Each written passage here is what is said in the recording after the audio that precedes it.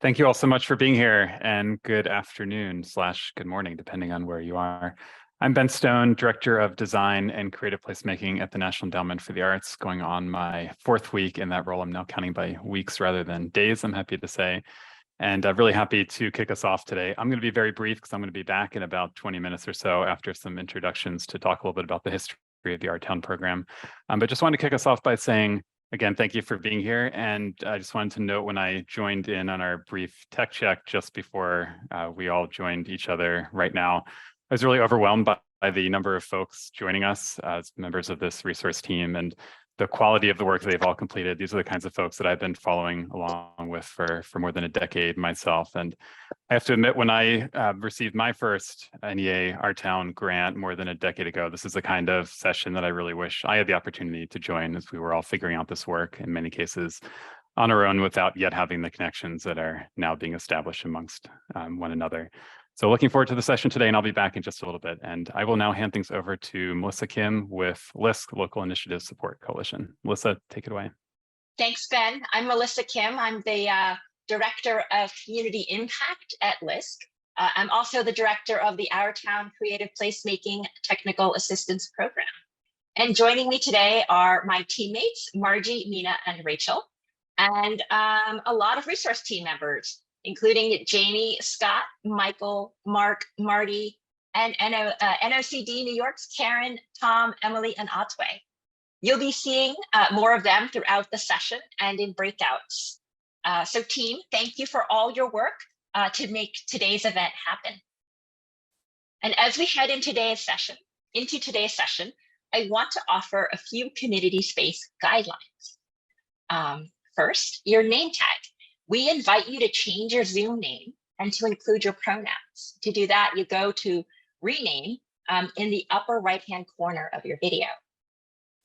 Next, closed captioning is available. If you would like to view closed captions, please click on the CC button at the bottom of your Zoom screen. The session will be recorded. Breakout rooms will not. We'll post the recording and slides in about 1 to 2 weeks, and we'll be sure to send you an announcement when all that's ready. And finally, use the chat. We encourage you to share your comments and questions throughout. We are all here to learn together, and we want you all to get to know each other. On that note, please take a minute to say hello in the chat with your name, any affiliations you want to share, and where you're located.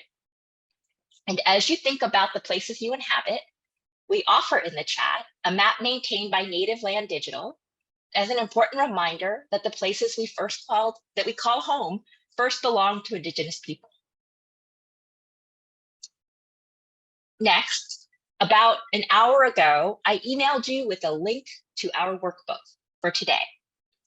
And if you didn't read the email or can't find it, you can find the link to the workbook in the chat. This workbook contains reflection questions and references from today's session that you and your project team and your partners can refer to as you design, plan, and implement your Art Town project. Now let's begin. Here's your facilitator, resource team member, Jamie Horter. Hello, everybody. I love seeing all of the introductions coming through in the chat. Keep them coming. It's really good to meet you. I am calling in today from rural Nebraska, so good to be with you all. I want to share with you just our agenda for today. So let's take a look at what we have coming up. This is going to be really fun, really engaging experience. So we'll be asking you for chat involvement. There's multiple ways to participate, listening being one of them. Corresponding in the chat, raising your hand and asking questions, and then there's going to be a lot of dialogue. So we're going to do a warm-up in just a second, and then we're going to talk about what this creative placemaking journey looks like for you, and hear a little bit from you and share some thoughts, and share a little bit more about what this TA program is about and the opportunities available to you. And then we'll dive in a little bit more deeply thinking about systems change and how that relates to our town. And then we will go into our first breakout session where you all will get to meet each other and interact a little bit more deeply which will be fun. And then we're going to have a break.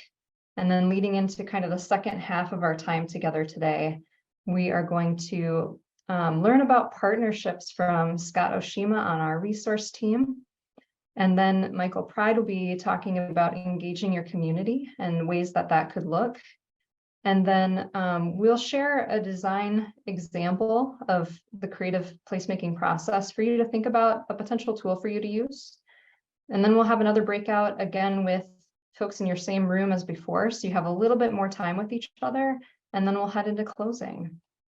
So I want to also let you know that as we go through these different components today, they're going to tie in with that workbook that was sent out to you in the email. So feel free to pull that up if you would like. It's not required. You won't be missing anything if you don't have it open, but it's there for you if you want to look at it or kind of take notes that relate to your own project as we're working through this. And it'll be there for you later, along with some additional resources and links to those. We will also be pulling up some slides every now and then that relate to the workbook too. So it is there for you if you want it when you want it. So I am going to pass things over to Scott Oshima to lead us in a collective warm-up. Scott, take it away. Hello, everyone. I'm Scott. I'll be chatting more with y'all later. But yeah, thought we could start by doing a funny little virtual warm-up that's a kind of reworking of something that one of our little Tokyo aunties and one of my heroes, Nobuko Miyamoto, had done. So it'd be kind of like collective humming. Oh! So what we're gonna do is we're going to, and wait till I say, but I'm going to run down the list. So we're going to unmute. And then you can choose any of these versions. We can hum, you can drum on your table, you can just wave your fingers or anything. And basically, we're going to move from very quiet or very slow to louder and louder and louder. With the idea that, you know, you take breaths as you need to, because we all together, you know, all the folks calling in from across the country will all be doing this together. So if you need to take a break, and the collective group will continue. And then, you know, take a moment also to pause and listen. Probably a very strange digital sound of noises and motions coming from across the country. So I'm going to do a signal that is, you know, we're going to start to hum very low, and then, or you can, you know, wave your fingers slowly, and then we'll get higher and higher and higher and faster, and then come back down very slowly. So that is the plan. So feel free. It's going to be a little chaotic, but it's for fun to unmute. I'll give you all a second to do that, and then we can start our collective humming and magic fingers. So, okay, here we go. You know, and feel free to change to grid mode. Yes, I hear some strange noises coming in. Okay, so we're gonna start very low.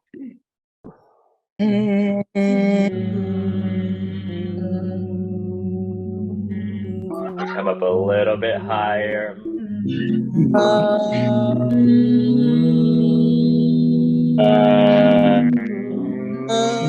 Come to like speaking voice.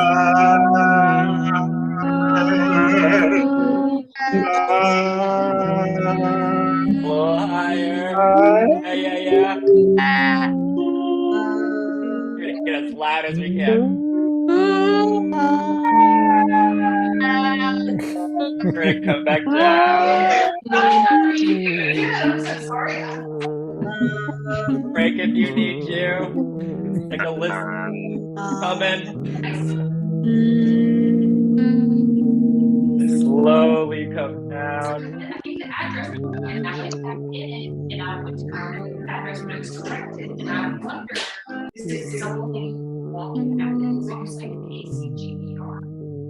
And we're done.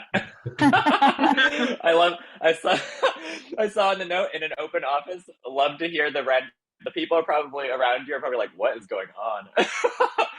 But this exercise, again, is to really think about, we are all working together, that sometimes this work is exhausting. We run out of breath. We need to take a break. But to know that as a collective, as a group, as a community, that the humming will continue.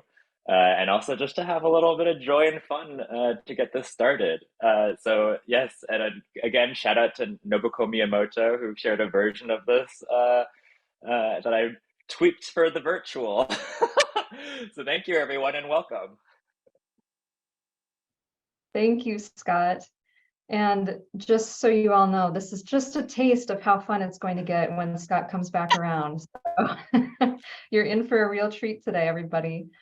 Okay, so I want to bring up a workbook page that, again, you don't have to turn to, but if you want to use it, it's there for you. And this is, I think, page 4 in your workbook, and it's about your creative placemaking journey. So what I'd like to do to kind of ground us in coming in today is just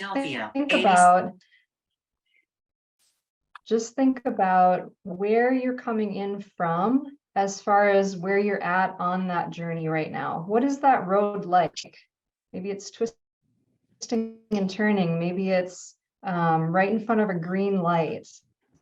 But I'm wondering kind of how that looks to you from your vantage point and the work you've done prior to coming in and getting an Our Town grant and where you're at now. So I want to give you just a few, like a half a minute to kind of think about that. Feel free to take some notes if you want, but just kind of your own reflective time. And then I'm going to ask for some responses in chat and or sharing out.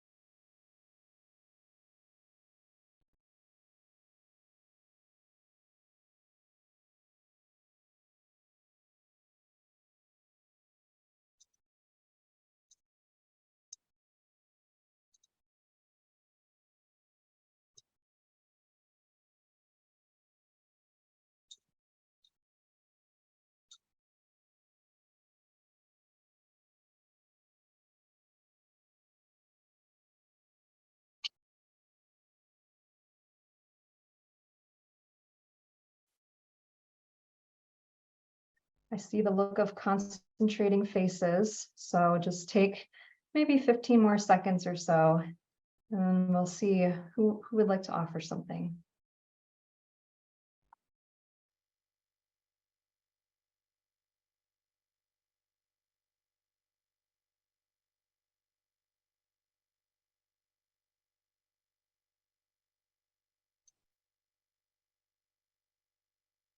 All right, so if you would like to share verbally or on video, please just use the hand raise icon and we're going to put you up into a queue and see what you all have. Otherwise, let's get that chat going.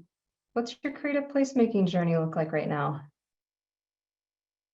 In a word or a phrase or a paragraph, whatever you want to share with the group. These are your peers, and hopefully you all start getting to know each other pretty well by the time we're out of this session today.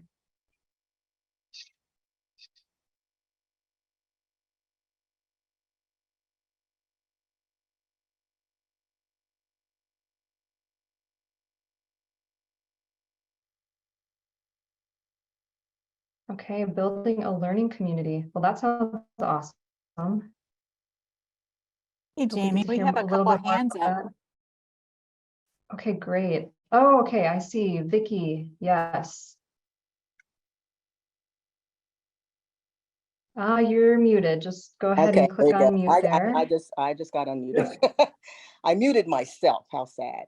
But anyway, our project was rolling before we got our town grant, but we knew that once we got that it was really going to be the expanded version versus the truncated version we thought we were going to have to do, because we had only at that point secured local money.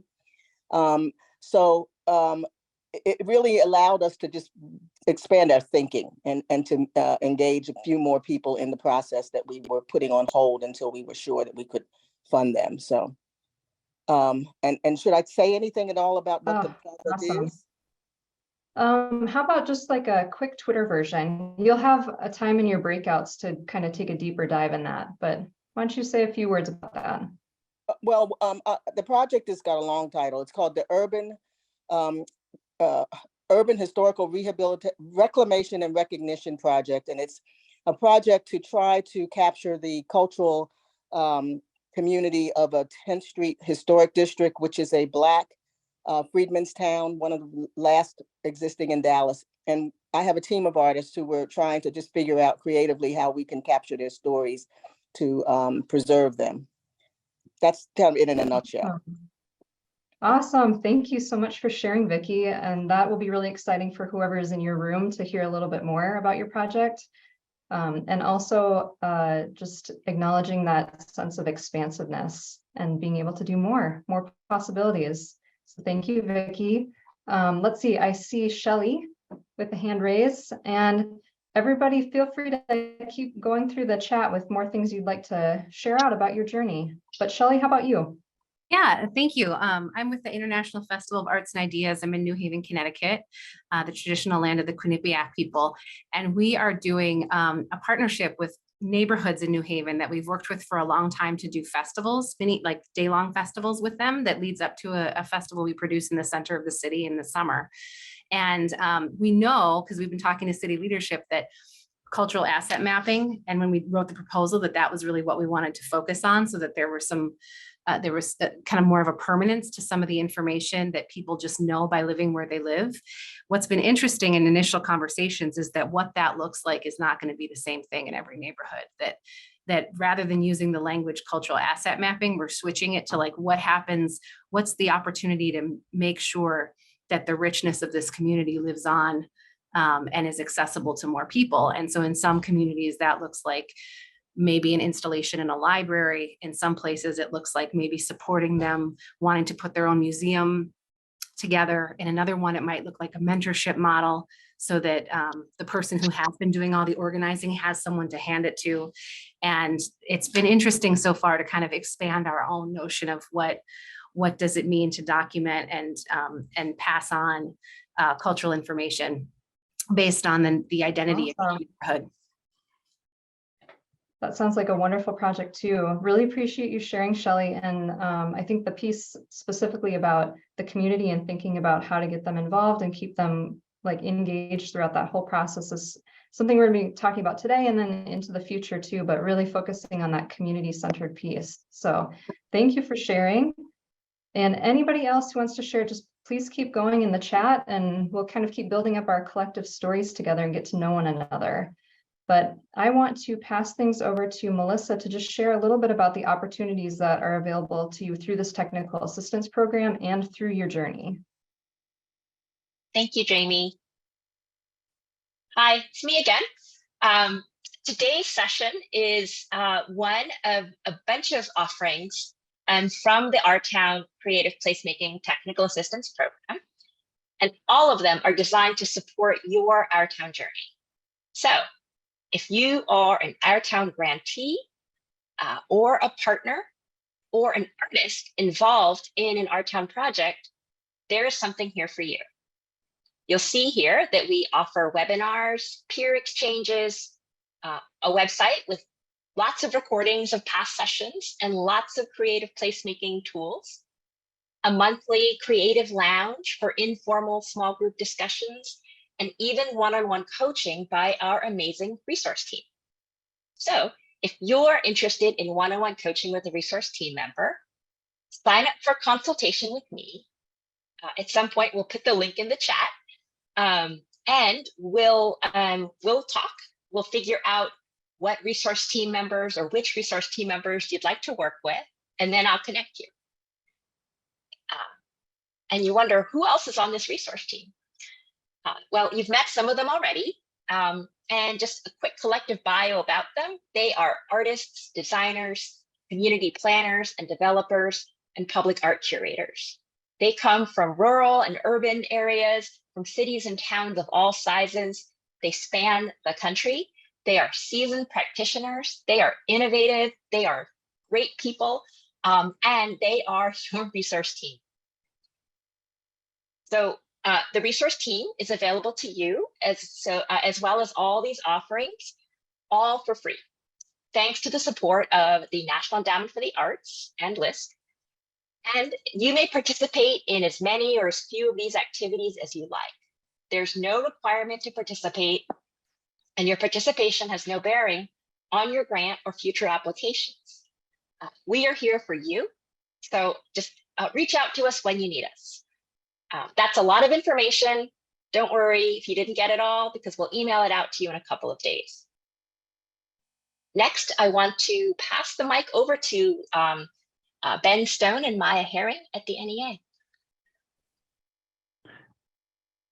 Thanks so much, Melissa.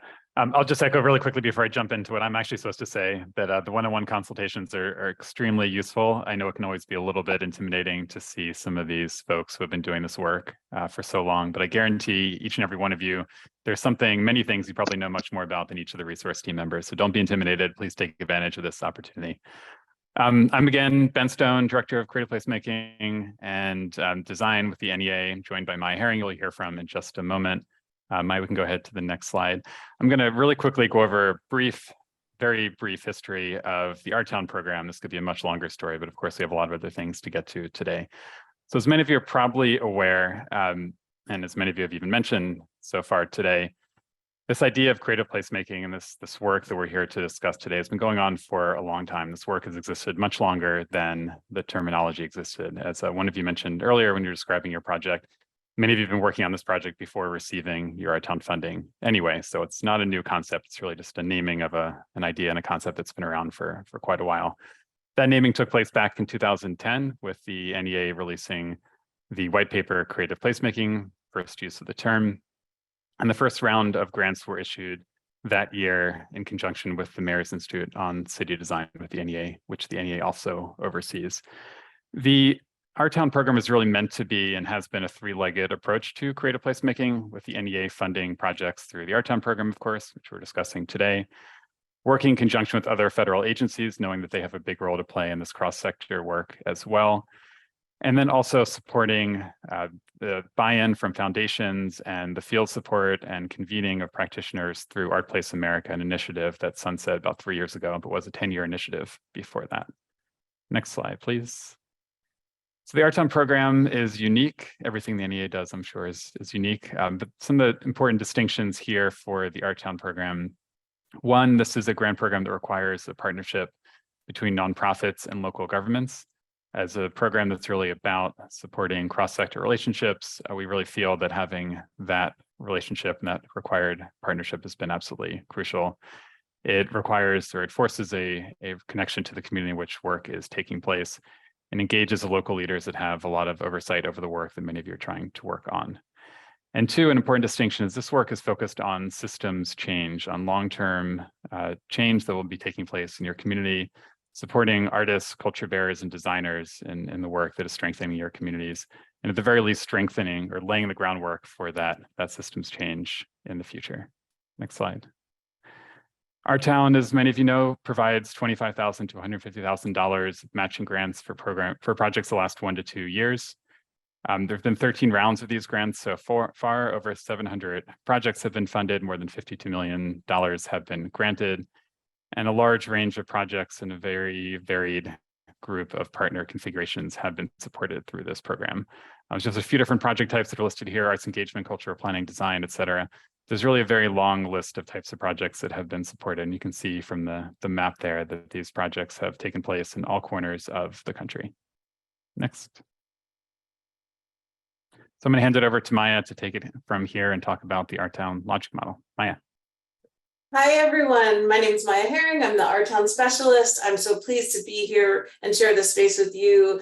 I've been communicating with many of you through paperwork and so forth, but just so excited to finally get be here when your projects are beginning, or at least beginning with us as partners. So Ben just shared some information about the range and breadth of the Our Town program since its initiation in 2011. And we at the NEA have been engaging in the continuous learning process regarding the program and the impact of the work. In 2014, we funded and published a series of case studies. You can explore those they're posted on our website. It's called Exploring Our Town. There's about 77 of them. You can find that under the impact page on the NEA's site, and I'll drop a link in the chat for that for anyone that's interested in taking a look at some of the other projects that have happened over this course of 13 rounds of funding. In 2015, we supported knowledge building grants, which were about expanding the learning across the field. 2018, there was the Bridgespan survey, which really helped to codify how this work, while initiated as an economic driver and strategy, was really impacting communities in social and emotional ways, and that these impacts were profoundly important for people, places, and spaces.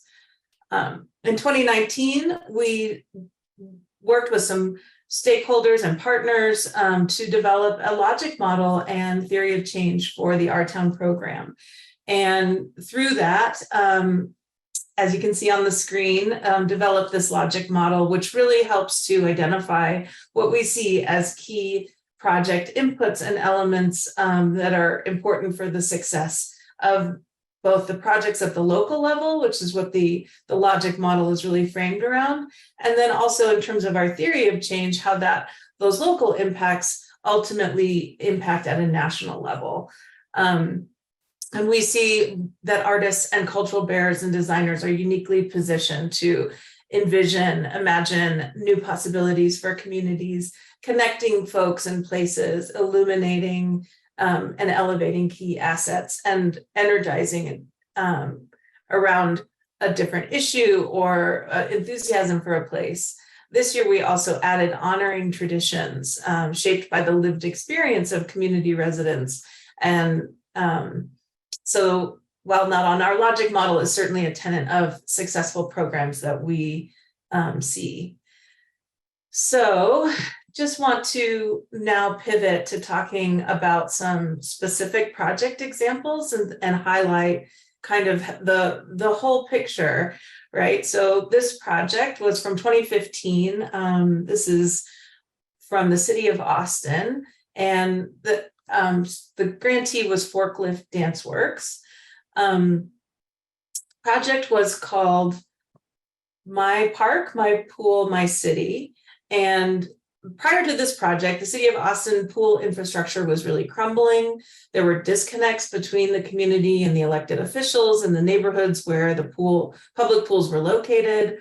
So Forklift Dance Works came in to this situation and partnered with the city of Austin Parks and Rec, the Aquatics Division, and also additional community partners.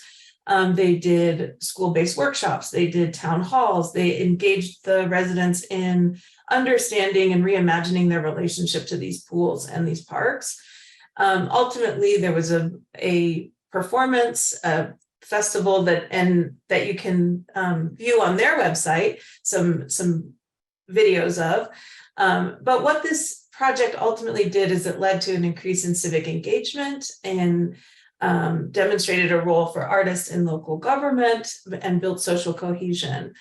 The project laid the groundwork for long-term systems change by helping to galvanize the community, ultimately driving a $100 million municipal bond to reinvest in the pools, piloted an approach to having artists engaged in local government initiatives. And I will just also mention, I think it's fair to say that this grantee engaged with our TA program quite a bit. And so I think that's a testament as well to utilizing the resources. So I'll just share very briefly about another project in Wenatchee, Washington. This project was with the Trust for Public Land and the city of Wenatchee to support resident-driven creative placemaking process in this 1.2 acre park. The goal was to engage the 33,000 residents of the community, which included local farmers, healthcare organizations, community development stakeholders, to create a community gathering space in the park. What we've found out through the project and as it evolved is that this project became really important in the community during COVID. This was, there were folks that became like the godparents of the park, which they call Parque Pedreños. And this project allowed the healthcare community to really engage with the local community in a very authentic way, and has gone on to continue that work in many ways. So I guess I would also just, like to end with sharing that this is a really exciting time for us at the NEA. We have certainly glad to have Ben on board as our new director with design and creative placemaking. We also are still really welcoming our chair, Dr. Maria Rosario Jackson, who's the first African-American and first Mexican-American to assume the role of chair at the National Endowment. And she is a published scholar and urban planner and brings a wealth of knowledge and thought leadership to this space. And I will just share one of her 6 principles. And you can see last December, we did a public offering, presentation with Dr. Jackson. And I'll just share one of her 6 principles that she shared during that talk, which is in support of her concept of living artful lives. But Dr. Jackson says, arts are intrinsically important and most impactful, not in isolation, but in connection to other dimensions of our lives at the intersection of other areas and sectors. So thank you all. Hope to see you again throughout the iteration of your projects. And with that, I will pass it back to Jamie. Thank you, Maya and Ben. So I was looking through the chat and I haven't seen any questions come up. However, if anybody has any questions, comments, reactions for this, and then also I'll say it throughout the entire thing, please feel free to keep that chat rolling. But Maya and Ben will be around in case something pops up in chat. And I think Margy and I are going to just touch on something that Maya brought up, which is around systems change. So we're going to talk a little bit about that with you. And one of the things that is important around this systems change piece is just really thinking about how when local leaders see the impact of creative placemaking, that there becomes more support for integrating that arts design and culture into community planning. So Margy and I want to have a little interactive session with you, a kind of case study, and also give you a little bit of time to be thinking and mapping through some of your own work. And you might have done a lot of this already. So this is a tool that you could use if it's helpful for you to kind of build on what you've already been doing and think about the ecosystem of players that are involved or who might be involved. So we're going to walk through a real life example in just a second, but I want to get you thinking about this ecosystem. Who and what institutions or individuals are participating in, currently affected by, or might be affected by your project? So these could be some of the future shapers and integrators of art and culture and design. But Margy has a great example of the folks that she has worked with as partners and how that's all kind of come together. So Margy, can you say a little bit about that?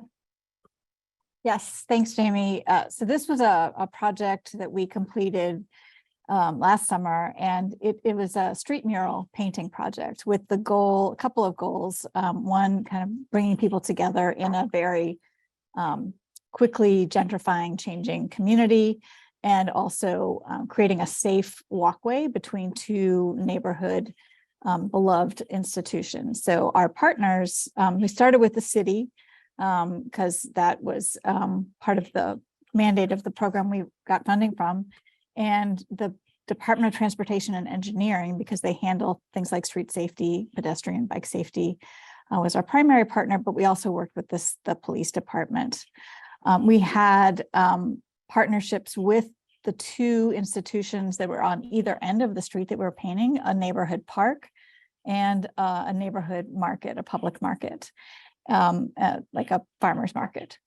And these are regional locations as well. So we were also bringing in the whole region in this experience.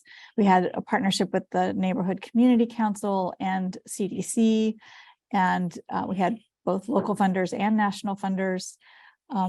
We had a lot of artists. We paid a lot of artists to participate. And I'll say more about that in a bit. And then we had so many residents participating. So we did this project in a way that invited residents to create the inspiration for the design by coming out to an inspiration day and then actually doing the painting with us on painting day. I think that's it. Awesome. Thanks, Margie. Appreciate you listing to different kind of the specifics of Breakdown, different government agencies, as well as many different kinds of artists too. And for those following along, this is workbook page 5. So feel free to mark that up if you want to digitally, or use it as a springboard, because this is something that could be referenced into the future, because your project will shift throughout time and there might be new partners coming into play at any point in time along that. So let's just take a minute for you to kind of think through these different players that are in your current field. And I'd love if you could share in the chat, who are the folks you're currently engaging as partners?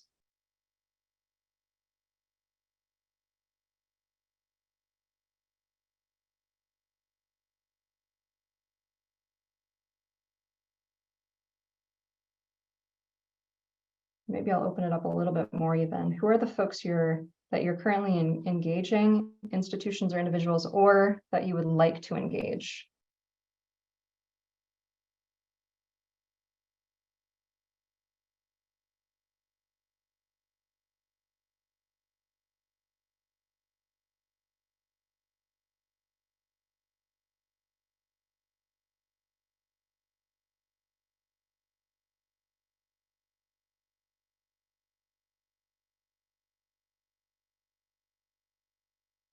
Awesome, Penny. Focus on race relations.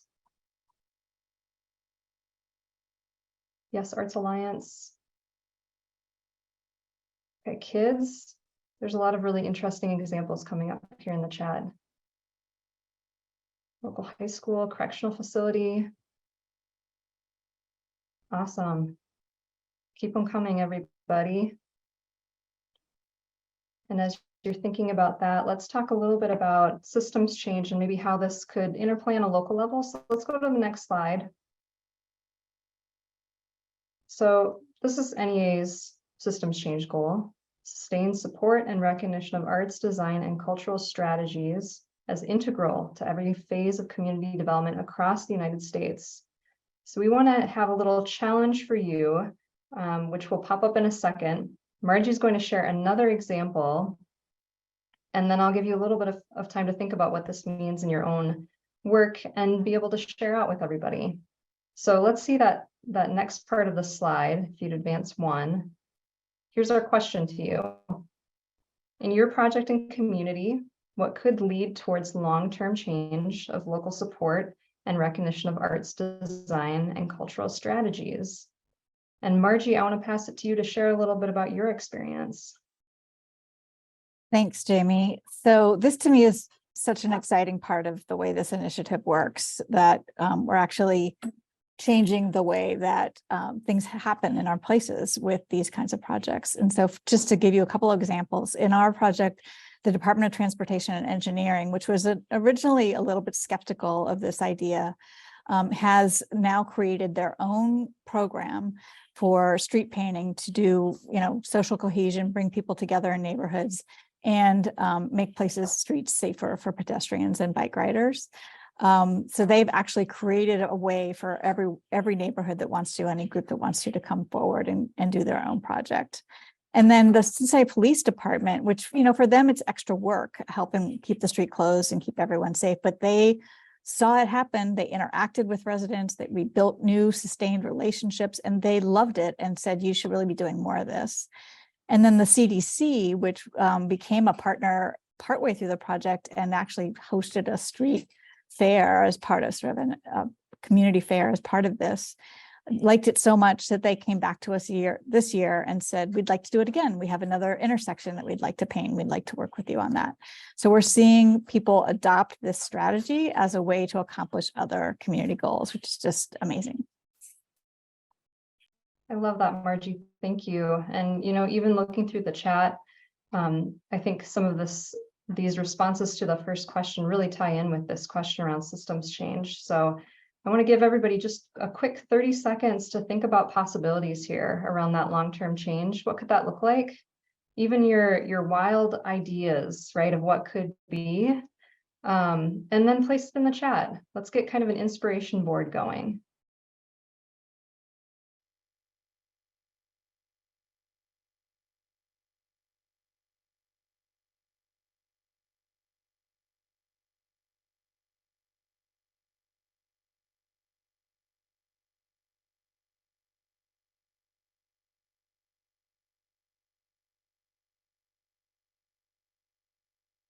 All right, Karen, relationships are critical, but systems change would enable the work to continue after people have left the city, agency, or nonprofit.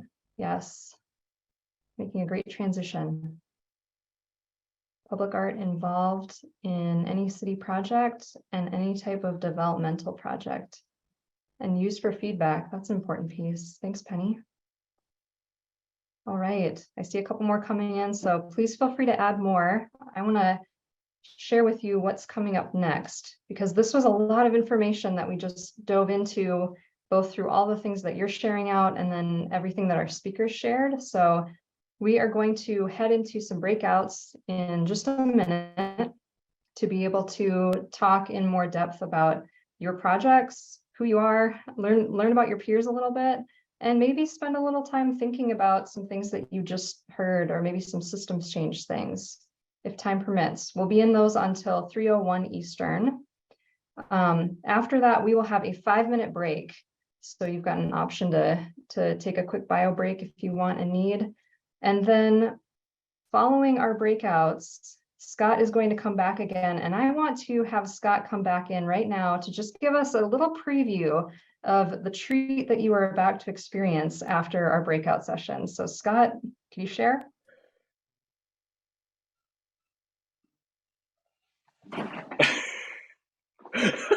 Okay.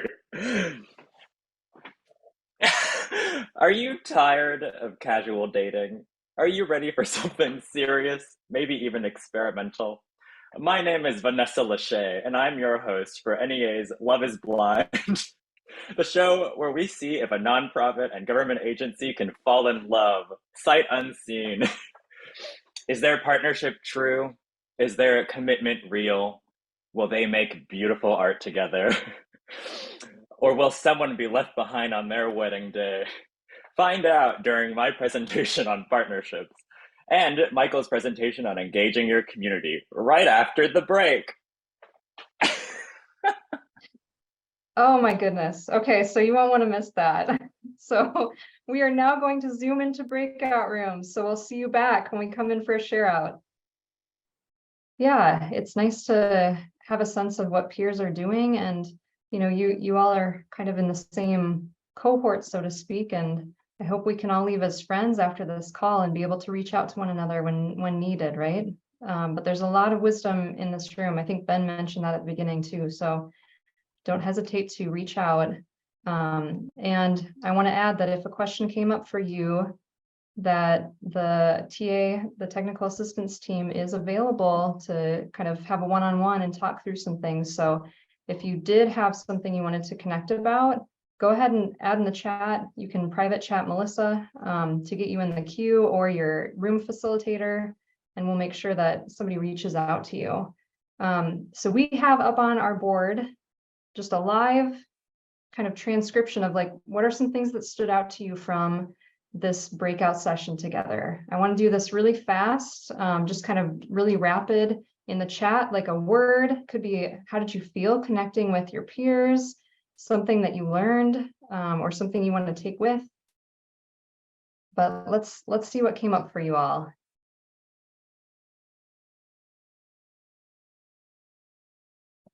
Ellie, so great, very informative.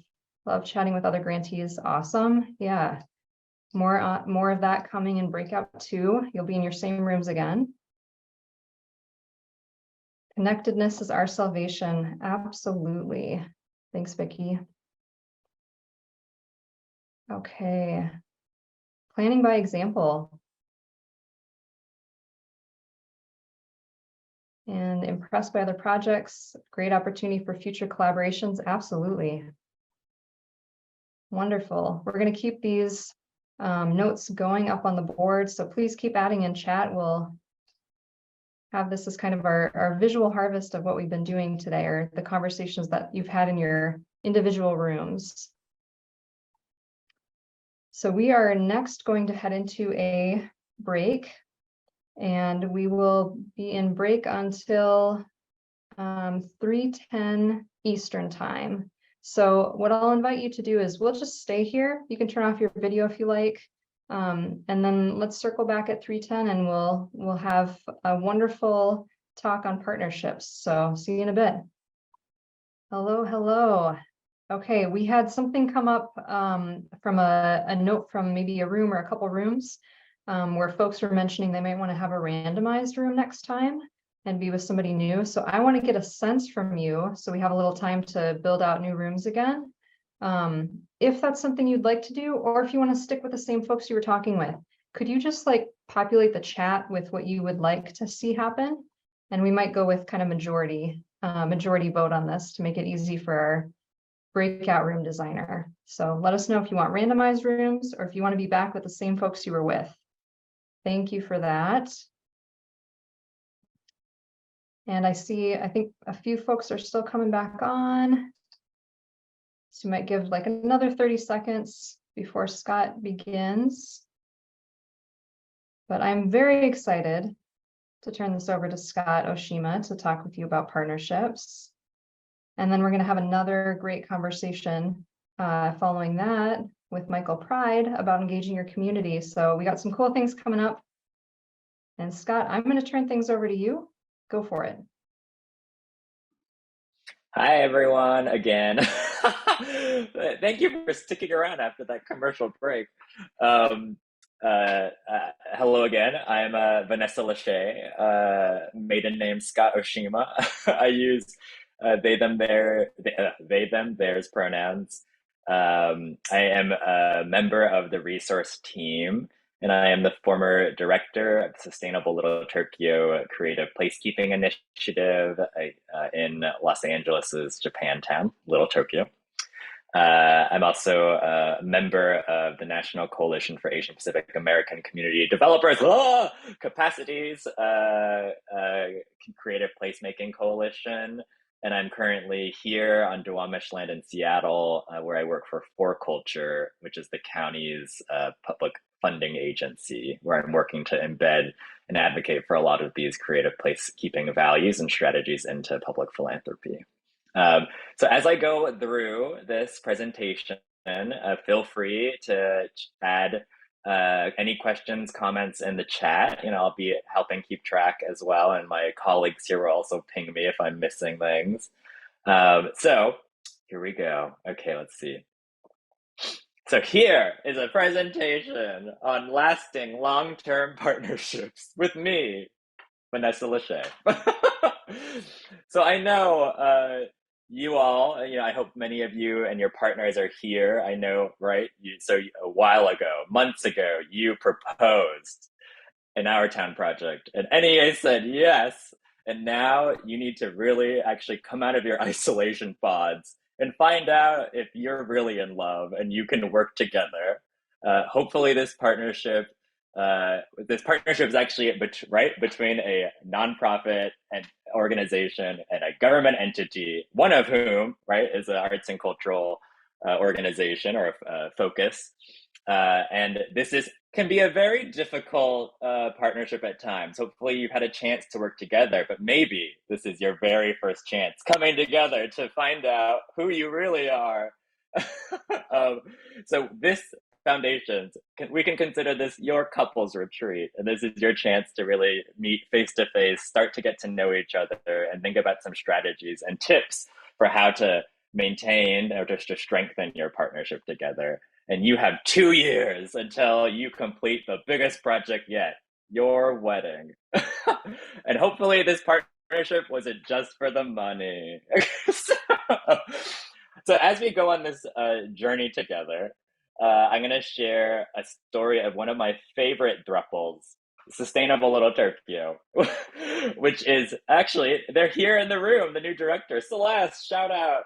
So Sustainable Little Tokyo is actually a coalition, cross-sector coalition, just like many of your partnerships, right within arts and cultural organization, a community coalition itself, and a community developer that we're all continue to work together in order to use arts and culture as a primary tool to advocate for equitable development in LA's historic Japantown, Little Tokyo.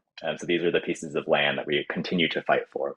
So I'm just going to share one example of what we did as partners. We had a chance to date, to have projects together, to get to know each other. We'd been in community for decades before actually forming this formal partnership. And one of the ways that we really, one of the tools that we thought would be very helpful, because of many times where we would run into walls, realize we weren't communicating, realize we didn't know what the processes were, was create a document of cooperation.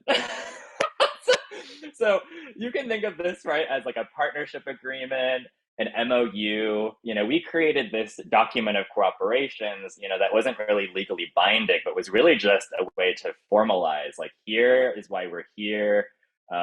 Here's how we make decisions. Here's the history. So I'm going to just share this document as an example of something that you can, the kinds of conversations that you should start to have if you haven't already with your partners. And so starting, you're dating, you're getting to know each other and what you care about. So, having a conversation really about where your stars align. You maybe will have interest in doing this project, but really talking through what are your mission and values, both as individual organizations, but also as partners in a coalition and a partnership, and finding out where those things align. So at least you sort of have that guiding star of like, this is why we're working together. Let's keep this in mind. For your goals, really thinking about, what is the goal for this project? But, as we shared earlier, what is the longer term goal? What is the spark of change that we are hoping will come out of this work? And also, how would you want to continue working together after this project? Keeping that in mind really as you go. And so we're also putting in the chat, just things, if you want to share things that you're excited about or worried about in these kinds of partnerships. But thinking about, values around like, being equitable, community driven, artist driven, and valuing nonlinear processes. How can all this be laid out so you can point back to it later? And then very simply, what's your relationship history? So staff changes, this happens, this work, even across the 2 years, things may change. And it's always helpful just to have really like how this started, why it started, who were the people that helped to build this partnership, so that you have that as you go. And this is just an example, in addition to Sustainable Little Tokyo, the work with National Capacity, where we as a coalition really work together to build this collective joint vision, statement, and values. And so that'll be shared as well as a resource. Then thinking about what are your roles and responsibilities as partners. This is the place where maybe you realize that there's been a lot of assumptions that really in doing the work you start to unearth that you don't really know who's supposed to be doing what, or you expected someone else to be doing it, but they didn't do it. So here's where you can really think about what an equal partnership looks like. What are the experiences and skills, both hard and soft, that you bring to this partnership? And especially important is, what is your love language? So how do you communicate with one another? How is there communication within your own organization or entity to really share, so that both parties, all partners, really understand what is required to share out this information? And also, how are you communicating outwardly with the broader community? A really tough one that I think is really important to talk through now at the beginning rather than later is, how do you make decisions? This is like the really getting down and dirty real talk. What is required to make a decision? Who does it have to go to the board? Do you have to go to your community advisory committee? Do you have to talk to the aunties and uncles in the community to make sure that we are onboarding everybody and getting everyone's okay? especially in that, is building in time, both for uncertainty, for like figuring things out, but also in what are different cultural forms of decision making. I included a Japanese term called nemawashi, which is sort of like side talk, but it really means like, how do you care for the roots when you transplant a tree? And so it's about like, actually, before decisions are made, there needs to be culturally, a lot of one-on-one conversations to build consensus and inform everybody, so that by the time you get to the meeting where you have to make the decision, nobody feels left out. Nobody feels like they don't have everyone has the information, and then you can have consensus and make decisions. And that takes time. So really building in, well, if part of decision making is that this group really needs to go through, please, like, you have to build that time in and think, no, we can't just make decisions on the fly like that. And then who wears the pants? Everyone should be wearing pants. I'm wearing pants. You should be wearing pants right now. And how do you work to level power imbalances, especially when you have government in the bedroom? I know I'm running a little short on time, so I'm going to speed through. Of course, there are going to be potentially disagreements, fights. Everybody has them. So even working into your agreement, how do you feel comfortable resolving conflict? Is it helpful to have something like a community agreement where you talk through, like, what are the things that we want to always agree to as we work together? And polyamory, this work isn't just us here in the room, but also our many, many other community partners and stakeholders. So how are they part of the decision-making process? And I forget to say, but through all of this, how are the artists decision makers in this work as well, and not just contractors or designers, really working to embed them in this work? And that for us showed up, this decision making, in this very sexy decision making process table where we talked about, here are the kinds of decisions, and here are the people who need to be part of that decision before any of these things are approved and finalized. So yes, so there's a little bit more, but that's just an overall, some of the things to start to think about that will really help you reach your ultimate goal of your wedding day. You did it. And also, the wedding isn't the end. There's a whole journey of systems change afterwards. And hopefully, like we do every year in Fandango Abon, with Sustainable Little Turkey, you're able to come together with a grand finale project and really celebrate with the community. In addition to all of this, yes, these will be available as slides, and a lot of the documents I mentioned. We also have wonderful resources, like LISC has a partnerships basics.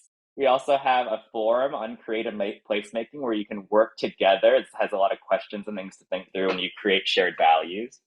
And the last thing, here are my key takeaways. Put a ring on it.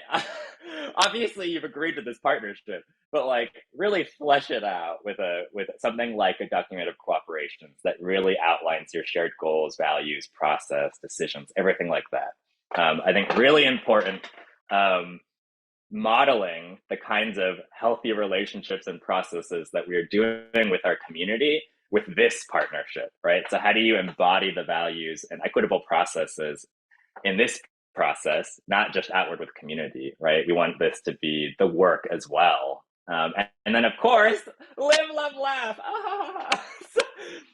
Really working in time for joy, rest, and reflection.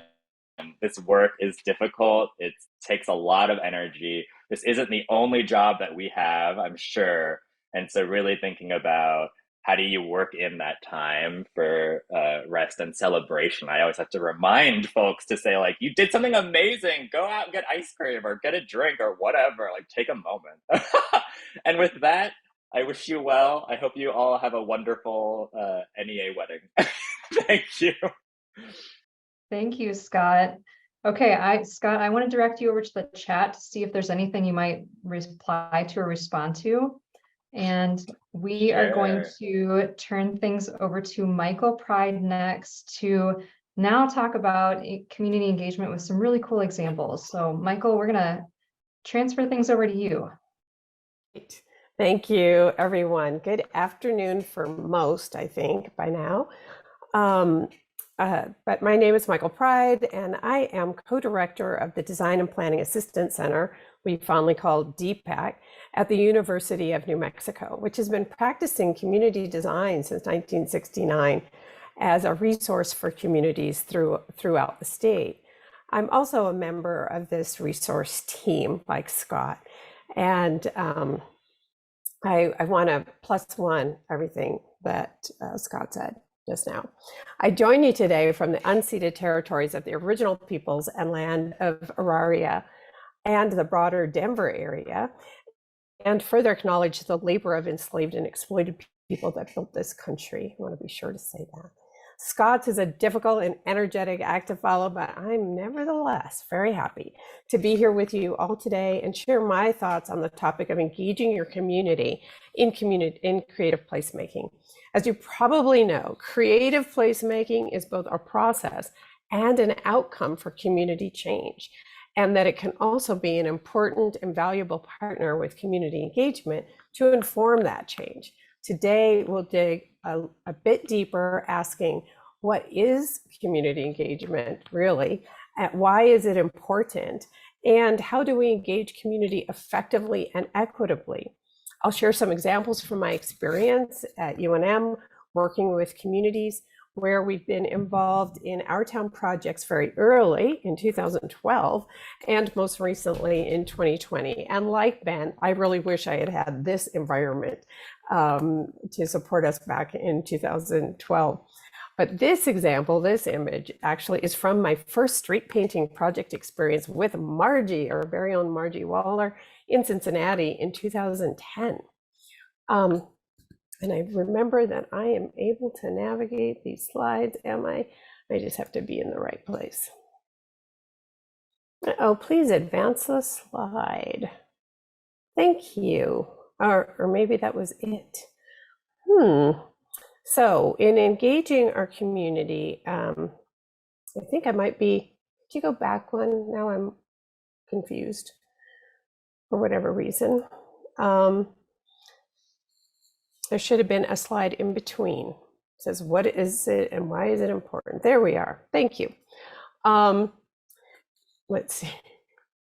So what is community engagement and how can it amplify or enhance creative placemaking? Why is community engagement important? You likely already have, as we've talked before, have a wonderful and creative project in mind for your community. We've also reviewed the NEA's vision for systems change towards sustained recognition and support for the arts in every aspect of community development. Have you also thought about how your project might inform or influence decisions and policies being made in your community? What those decisions or changes might be, and who is most likely to be affected by those decisions? And next slide, please. What is the difference between involvement and engagement? It's a question of how much agency communities have in the decision-making process. Like many similar representations, this graphic by the International Association for Public Participation is inspired by the Ladder of Citizen Participation by Sherry Arnstein, also known as Arnstein's Ladder of civic participation, illustrating a progression of community impact in decision making. Sorry. If you can just give me the ability to advance the slides, that would probably work out. Thank you. All promote broader agency in community development and public decision making. Creativity in the process can help move the needle toward greater community engagement to the right of this diagram and sustainable outcomes by increasing and broadening participation from inform and consult, the lowest levels of participation, to involve and collaborate, where most of us are able to land, all the way to the far right of this diagram, empowerment, where community members, those most impacted by the decisions at hand, actually lead in the planning, design, implementation, and evaluation of engagement. And yay. So I ask you to consider now how you are creating safe and welcoming spaces for community members to engage, express ideas, and share experiences.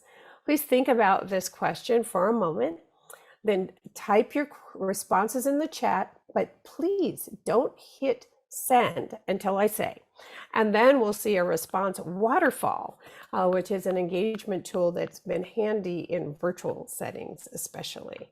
So go ahead, think about it. What are the ways that you've already thought about or that you might?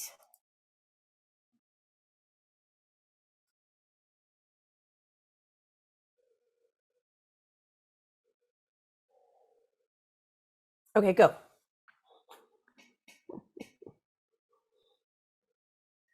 Ethnography, community paint events, of course, utilizing existing, oh, they're moving all over for me, but this will be a great resource for all of us and the second breakout and after today. So these are ideas you might consider, and hopefully we give you some more ideas going forward. So how do we do it? At DPAC, we came into this process looking for promising practices that could potentially change the composition of people involved in planning and public policy, and to work with cities to create new ways of engaging community. The practices I want to highlight today are getting it together with partners that are established, committed, and trusted within the community.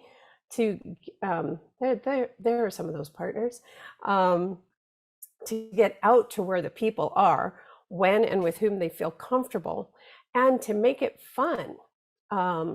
Have fun. This is really your superpower, is making all of this stuff fun. And then to mix it up using different, multiple and different ways for people to engage.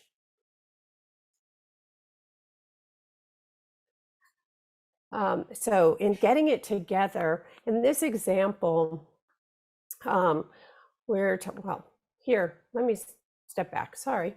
We want to collaborate and partner with local expertise, and Scott covered a lot of this ground already. And your organization may be a key insider in your community.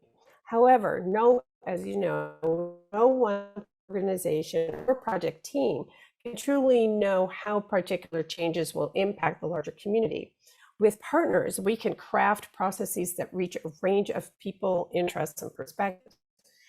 At DPAC, we worked under a contract with the City of Santa Fe, where we leveraged our position together and support a diverse network of community partners that included artists, healthcare providers, community organizers, youth workforce, and environmental activists. All received stipends from the city as modest recognition of their local expertise, and we agreement on how we'd make decisions. We work together to create spaces and leadership structures to support authentic community engagement, collaborate in the creation and of a survey and analysis of that data, and develop a robust and community-informed set of recommendations for the redevelopment of a 64-acre site. Whoops. Get out to where people are. So, sorry, we talked about that. Can't seem to move back, so somebody's helping me. To where people are and feel comfortable. That's really important. That image was of a mobile kind of stage for a local band. Then we want to have activities that are enjoyable and centered in local culture. This is a hoop dancer that helped open a block party that we had for that Midtown redevelopment project. It's, less like research, more like a party. And mix it up with this. Sorry, this represents a number of ways that our community partners found to reach over 2,000 people, or reach over 10,000 people over the course of 2 months, and get over 2,000 responses to our co-created survey. And then, yes, so how will we engage community members in defining success? It's one thing to go out and do it, but how do we know that we got close to our goals, and how do we involve those community members in defining success and then measuring it? And this is a kind of a representation of a classic way. We kind of count the number of participants, we and the number of surveys completed or interviews completed. But think about alternative ways of measuring your participation, like the number of meals served, or silk screens printed, or community filmmakers, as a way that we kind of measured the participation in this community block party for the Midtown project in Santa Fe. And with that, I just want you to think about, and Scott mentioned this earlier, what our role is as creative placemaking practitioners in community engagement. That kind of skill, what are your skills? What do you bring to it? It's a good idea to do that before making those agreements and having that discussion with your partners. So with that, I'm going to end and thank you all for your time. Thank you so much, Michael. And just as with Scott, I want to direct you over to the chat where there's been so many good items of ideas and feedback that people are leaving for you to maybe sort through and respond to for some pieces. But we've got a lot of really great things from both Scott and Michael. So thanks again. We're going to have some time in breakouts to reflect on some of those pieces. And there's amazing ideas in the chat right now. So before we go into breakouts, I want to just share with you a visual idea around a typical design process that you could use as a way to think about your community work in creative placemaking. One of the important things being that everything is community centered. And this is maybe something that you've seen kind of similarly represented before, and having different steps around gathering in community all the way to refining, reviewing, and wrapping up your project. But I want to share kind of a permutation of this. So if you go to the next slide and play the animation, maybe a better way to think about this is that the journey that your creative placemaking process will take is going to be very winding and twisting and turning. And there might be actions that you keep moving back to and around back and again in order to kind of review and refine, but at many multiple different steps. So this is all part of the beautiful process of it. It's never linear, as you know, and we're here to support you along the way, whatever that journey looks like. So I want to send us back into breakouts. The vote, as far as stay in the same room or go to random rooms, came back about 50-50. So this time around, we're going to keep the same rooms, but we are taking that into advice for future webinars. So thank you for that. And we are going to have until 4:50 to be in our breakouts together. Okay, so it's going to be a little lightning round, whatever you want to dive into from what you just heard or anything else that comes up. That's what we're going to do. All right, so let's zoom into our rooms. How was that round for everybody? Pretty good. Excellent. Awesome. Good. Awesome. Good. Further. Cool. Okay.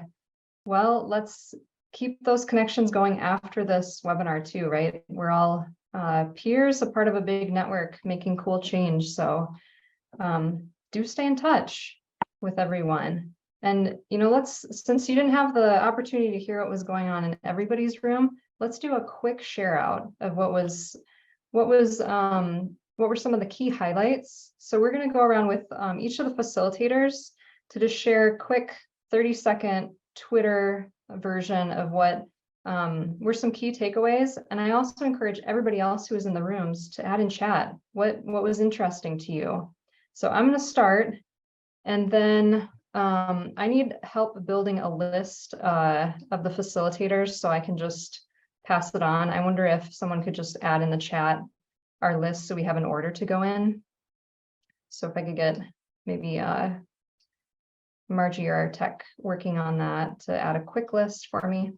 I'm going to share the main highlights for this room that I was in were bring people in, they add more fire to the movement, the importance of ongoing relationship building, including important conversations that you need to have, like the community engagement spectrum. There's always room to build in more choice and communication with community. And teach people how to be well and need to be mindful of that model too, to model it. All right, folks who are in my room, feel free to add in what I missed in the chat, okay? I'm gonna pass it over to Scott. Scott, what were the key highlights? Sure. One was a conversation. One highlight was that these projects are always shifting and changing. So, obviously needing to be responsive, but keeping that in mind as you think about partnerships, and even if partners need to change, that, as you're beginning this work, there's so many moving parts that a lot of it is about learning how you work together while working together. And then some tips in terms of, building that trust and partnership when you're, are working together for the very first time. Obviously, there's the document of cooperations. It can get more formal, like an MOU, right? That really lays out the scope and deliverables, but also that kind of soft relationship building, like building in that joy, time to get to know each other, get coffee, get ice cream, showing up at one another's events to really show that you're invested in the partnership and want to get to know each other's work. Those were some main takeaways. There's probably too many, but there you go. Thank you, Scott. Okay, Michael, jump right in. I'll have to unmute first. Okay, thanks. We had two big questions came up in our room, and one was how to build trust relationships between artists and traditional planners. And they had some challenge in this in New Haven. And some of the ideas were build trust by working on small projects where the stakes are kind of low and you build over time. This, points to the fact that this building trust and building relationships really takes time. And I pointed out that actually performance, some kind of success, helps build trust. And also, back to what Scott was talking about in building those relationships, doing kind of power or relationship mapping and identifying key players that can help move a project along or might thwart it, and kind of identifying allies who can help promote projects and build in, give you time to build the trust. Then the other was an unexpected conflict in Frankfort, Kentucky. They found that the police department really didn't like the artist that was selected for the Our Town project. And in Roanoke, they used a series of study circles to work through a similar conflict. So, surprises come up, and you use your connections and probably engagement skills to try to work through them. And I think Douglas shared some examples or some resources for the study circles. So I think that also points to some adaptation, being able to shift and make changes and employ some other methods in order to get through those. There will always be unexpected bumps. Okay, thanks, Michael. Okay, I think Mark had to leave. We're gonna switch to Marty. And for everybody else, I think we have a limited time remaining. So I'd like to hear just your top 1 or 2 kind of key phrases of what came out of the rooms. So Marty, take it away. Oh, geez, can you skip me right now? I was just filling out that note thing. Oh, okay. Let's go to Karen. We'll come back to you, Marty, next. Thanks. Yeah, just Karen, a couple things in this last discussion are about intentionality around your partnerships and really thinking about who's the partner you really need to accomplish what your shared goals are. Stop, Lisa, stop. Well, and the other one was this idea of people really responding to the idea of partnership agreements. We initially set up so that you don't have to figure everything out when you mess up, but then we had an interesting conversation about it's not about messing up, but you're going to have challenges all the way through. And so it's being prepared to know how to address those challenges in your partnerships ahead of time so that you can do it in a way that moves you forward. Okay, thanks, Karen. Okay, Marty, we're coming back to you. Okay. Okay. We got 3 minutes left and I want to get through the rest of the room. So I'll just say top that 2. the energy here of cross-partner, cross-project conversations being feeding and then, giving, being very important, giving life and new ideas and inspiration, which we need. It's both very communal work and in a way lonely at the same time. Awesome. Yeah. Thank you, Marty. Okay, Emily, how about your room? So one of the folks in our room, they're working with a coalition to design and build out a community center for folks who have been affected by the previous owners of that space, which was the KKK. And part of their process is to ask for statements of values and commitments from the architecture and design firms that are applying beyond the traditional RFPs, which was really a great idea for identifying the right partner. And then also in terms of relationships, we really loved Scott/Vanessa's presentation, and our relationships that we work in are messy. And in terms of conflict mediation and management, looking for resources and particularly on how to have those discussions with our partners and how we navigate conflict, and do we incorporate that into our MOUs? Awesome. Okay, thank you. All right, for the rest of them, since we're limited on time, I'd like to invite the facilitators to add in the chat the key takeaways, and we'll add that to the notes. But I know that Melissa has a few things to share about what's coming up that we want to make sure that you know about. So I'm going to pass things over to Melissa to let us know what's happening. Thank you, Jamie.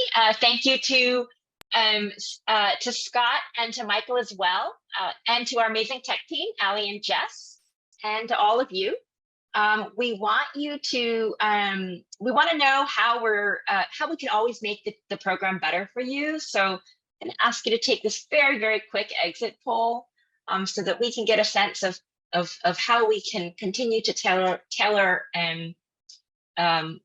this program to suit you. And wanted to remind you that next week, Wednesday at 2 o'clock, we will be having the August Creative Lounge, and Scott will be joining us. So don't worry if you can't access the link right now. We'll be sending out the link via a newsletter that you'll get in the next couple of days. And also reminder that you can sign up for consultation at any time. And that the NEA will be hosting an information session on managing your award on September the 20th.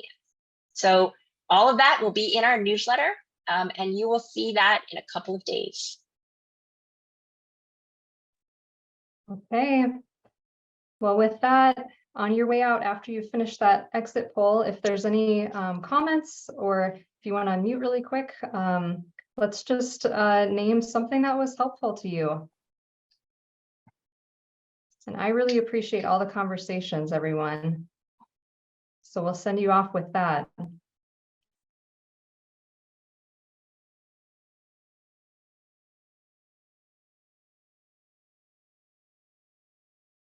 All right, thanks everyone. Have a great rest of your day and we'll see you next time.